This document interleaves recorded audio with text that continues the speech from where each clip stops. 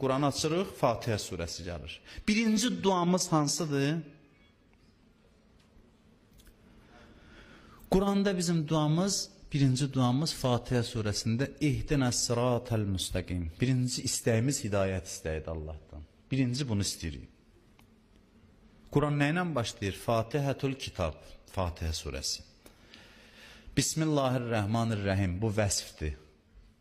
Allah'ın Rəhman və Rəhim olan Allah'ın adıyla. Elhamdülillah Rabbil alemin. Həmd olsun Allah'a aləmlərin Rəbbinə. Bunlar hamısı vəsfdir, tərifdir. Ər-Rəhmanir-Rəhim, o Rəhman və Rəhimdir. Maliki yevmiddin, o din gününün sahibidir. İyyəkə na'budu və iyyəkə nəstəin. Bu da halın ifadəsidir. Biz sənə pərəstiş edirik, səndən kömək istəyirik. Dua məqamına gələn kimi birinci dua budur. İhdinəs sıratəl müstəqim. İlahi bizi doğru olan yola yönəlt. Bu insanın birinci duasıdır.